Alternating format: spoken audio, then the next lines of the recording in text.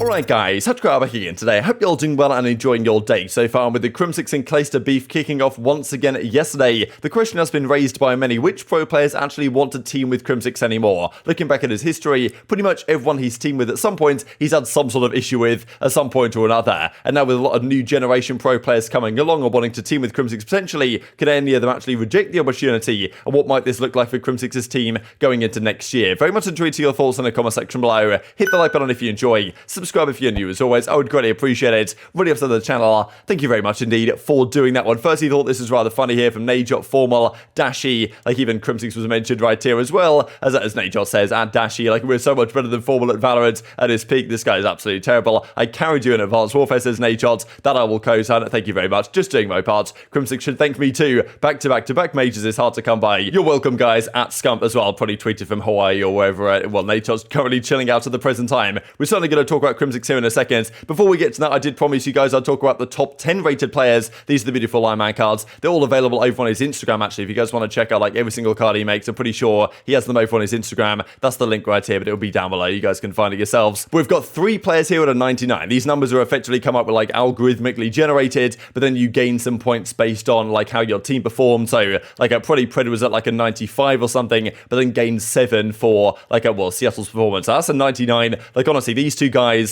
were monstrous. CleanX as well, fair play to him, because despite being negative in hardpoint and control, the way the kind of number works out with a great search and destroy and first blood rate and engagement rate in general and like average damage per round, this type of stuff, plus a good performance from Toronto, he gets up there as well. This is Cammy as well on this list. You've got still, this is the entirety of Major 3, including the qualifiers as well. So you've got Paulex still actually makes it right here, so fair play to him on that New York team we're going to talk a bit about here in a second. Accuracy also from the Seattle Surge guys on this list. Dashy makes it once again, no real surprises there. 2 of the Minnesota guys, right, Havok and Attach both, despite it, well, I guess mainly due to great online performances that weren't necessarily translated onto LAN. And Simp is kind of bringing himself into discussion points as well, right? We're going to know Simp and aBeZy, like where they should be an SMG duo. So far this season, it's not really been the case so far, but yeah, he gets up here kind of the 6th rated player for the stage. Thought it was rather cool to look at. And also just this to look at real quick, because we're going to look at the kind of the relationship here between Scump and Crimsix over the years, the fact that they team with each other for pretty much 5 years, and it was okay until the relationship kind of broke down. And there's a pretty good video, if I do say so myself, on this channel of talking about kind of the history that Scum and Crim had together and how everything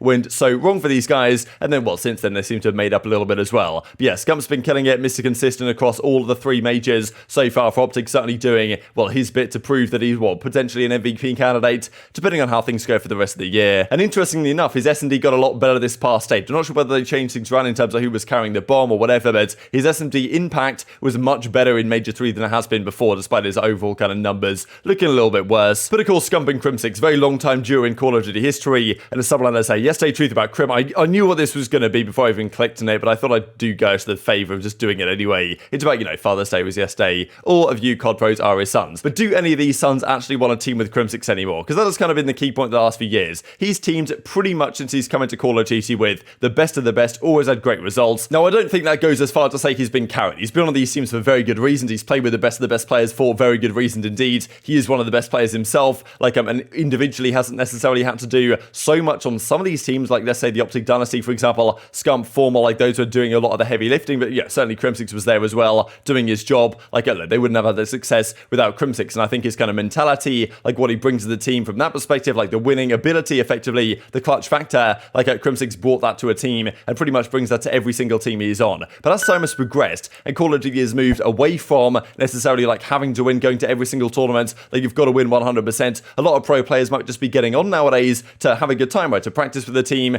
like, you know, make sure they're enjoying themselves, right? And if they come top 3, you know, who really cares? We're making a good salary at the end of the day. That might be one argument. Now, Crimsix, of course, is win or nothing, right? He's coming in, like, look, if you don't fit his system, if you don't fit his style, if you're going to take offense or take some of the things he says to you to heart, right, in terms of the criticism he has, then he's not going to stand for any of that stuff, right? And very quickly, like, the chemistry of the team's going to break down. Crim's going to want to get rid of you. That's just kind of how it goes. So the guys are talking on the flank here, the fact that pretty much it seems the last couple of years or so, like, he's burnt a lot of bridges. A lot of players that wanted to team with him before probably don't anymore, and he does have that reputation now within the community and potentially with younger players coming up that, like, I'm like, do you really want to team with Crim? Yes, he might get a victory out of you, he might be able to make that work on occasion, but it's going to be a frustrating team environment where potentially you could be the one getting dropped, because the organization often is going to back Crimsix as, you know, greatest player of all time, time, at least in terms of numbers. So if he doesn't get along with you or like your style, then you're potentially going to get dropped as well. So maybe a lot of the players that have wanted to team with Crimsix in the past don't want to do that anymore. So what if next season he still gets a spot on a team or another, or what did New York decide to do? Then you've got to wonder which players is he actually going to team with, because his career of playing with these kind of star-esque players might be coming to an end. It's very important, man, that if you're a professional player, that you get along with your teammates, man. You got to work as a unit. You got to work as a team. If you can't work with other people, you're going to end up burning too many bridges, or people are not going to want to play with you, and the word's going to get around, and bada bing, bada boom, boom, boom, you're done. To be fair, Tom, to that point, because I agree with you, especially in the league now and how it's ran. But we see the situations with Crim, right? Like, Crim is a lot like there's a handful of players I can name that are like Crim in this regard, but it's like players like that can only team with certain amount of people. Players that know them and won't be as soft about things. You throw one person Neptune on that team who doesn't like the way Porter goes about things, and this goes for a lot of different players, right? Like, I could be in that conversation as well. Clay's in that convo. There's just a lot of players where, like, if you don't understand it, let's use the Neptune case, then it rubs you really the wrong way, and you think it's something that it's not, right? You look way more into it. So I think it's a mindset thing. But I think Slasher and Pierce both are in that pool of players that it's just like, all that matters to them is winning, and they don't care about the road to get there. The amount of people that I think you're talking about on your stream, there's like a growing amount of people who don't want to play with Crim because that's what he's like, and I think that goes for a lot of the older players, right? Like, we're talking about Slasher, Clay, but the vets, the people that have the knowledge, those are the people who are going to be the most vocal. The people that came up that way, right? Like, that's how we came up, bro. Like, it's going to rub people the wrong way, especially if you're not playing well individually. For example, like Crimsix's statistics are not very good right now. Yeah. So when he comes across as like arrogant, like thinks he knows everything, when in my opinion, Crim is a very smart player in a game like this, where a lot of the stuff you just kind of throw out the window.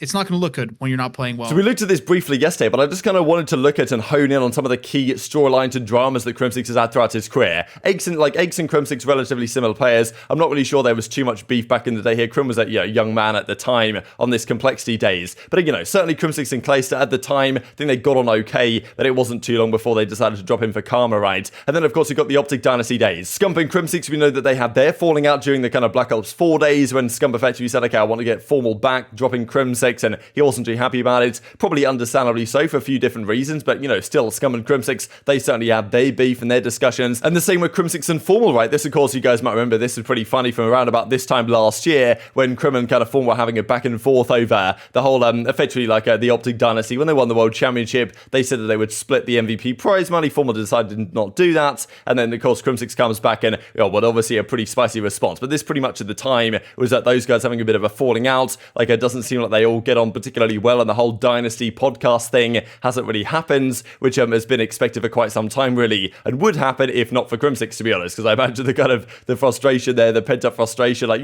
Crim doesn't necessarily like to apologize, and this beef tends to carry on. Now, in the Scump situation, that's actually not quite true. Like, this is, back in the start of, 2021, when Crim says, okay, drop beef, if I be your New Year's kiss, effectively saying that, effectively, like, maybe we'll just make up a little bit. So Scum and Crim probably on better terms than they were, but, still, pretty much everywhere Crimsix goes, especially with big personalities, he will find himself in some sort of, drama, beef, disagreements, and the following, right? It certainly is a consistent trend, and, we saw it a few times on the Optic team, but, of course, an Optic team is going to team together for 5 years. There's going to be some beef and some friction that is going to develop at some point or another within that situation when results don't go their way. It's really the last couple of years we've seen this come into full force. Like, last year was the situation with Huke, and everyone was like, okay, look, is Huke in the wrong here? Is Crimsix in the wrong? Tough to say. But of course, the whole situation where Huke gets dropped and everyone's kind of pinning it on Crimsix, and Crim's kind of explain it, and then Huke doesn't necessarily agree, and then there's all this stuff that happens as a result. And then this year, we've got the whole Clayster thing, which is, of course, pretty much just come to a head once again. But then we've also got the Neptune situation, right, which has not happened long ago either. I think this is mentioning the Neptune stuff just real quick, because, look, it's a very consistent trend, right, it must be said.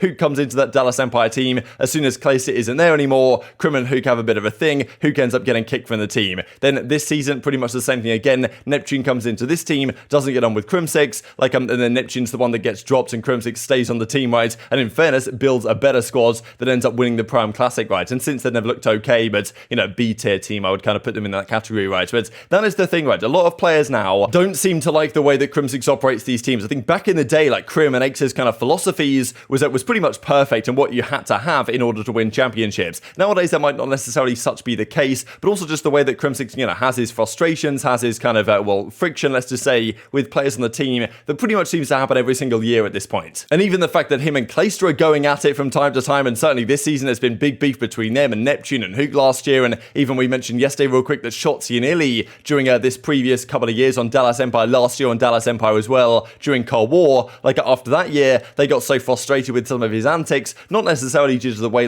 his philosophy, because I think Shotzzy and Illy kind of respected, and Shotzzy says he learned a lot from Clayster and Crimsix as well, the way they run their teams, the way they kind of go about trying to win and be the best. There's a lot to be learned from that, right? If you are of kind of the mentality and the mindset that can handle the way Crimsix deals out criticism. Some players, Huke, Neptune, the last couple of years, probably can't, but of course the common denominator in all these cases is Crimsix himself, and maybe some of these kind of newer age players. I think, do we run a team with Crimsix? Do I really want to put up with that, right? There's some players maybe Kismet, Paulex, and maybe HyDra, who knows, that are going to have the mentality of, okay, look, there's so much to be learned from Crimsix. He's done it all. He's won 38 events, 50 grand finals.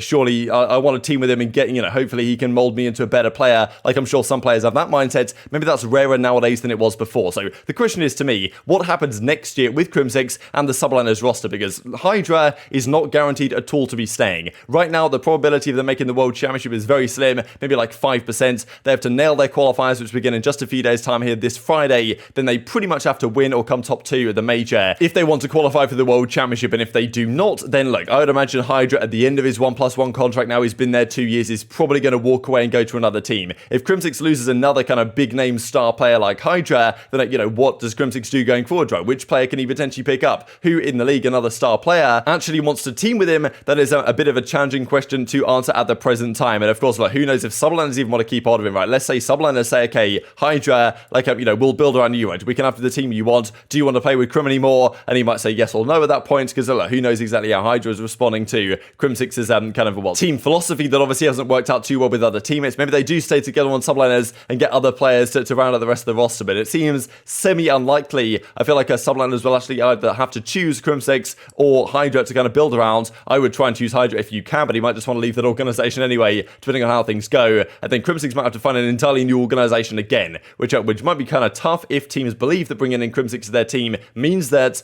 friction and chaos is just around the corner. So very much intrigued to your thoughts on all that stuff in the comment section below. I think it's definitely an interesting discussion here, especially if subliners don't make the World Championship, as currently it seems that they will not. And just to finish out with this here from Breaking Point, rank these 3 players in their best game. This is actually pretty tough. I would honestly argue maybe that Zuma was number 1 here. Zuma for the majority of Advanced Warfare was absolutely disgusting and incredibly, only Scump really, and that Scump at the peak of his powers was a better SMG than Zuma in Advanced Warfare. So I think Zuma number 1. The other 2, Gunless World War II and Cammy Cold War. Cammy Cold War was great, don't get me wrong, but he was really only great, super incredibly good for the second half of the year. The majority of the year, or at least the first half, he was an average to above average player. So I wouldn't say he was anything. I'd probably put him 30 minutes. I would probably have it in this order because Gunless World War II was ridiculous, in the flex roll as well. And Gunless won 2 MVPs that year or something. So I'd probably put him just second and then Cammy third. But that's just my perspective. Intrigued to your thoughts in the comment section below. Hope you guys enjoyed the video. If you did enjoy it, hit on the like button. Tell us on YouTube, God, that's a good video. I just like you should see it as well. And I hope grow the competitive Call of Duty community. Thank you as always. Take care of yourselves, and I'll see you next time.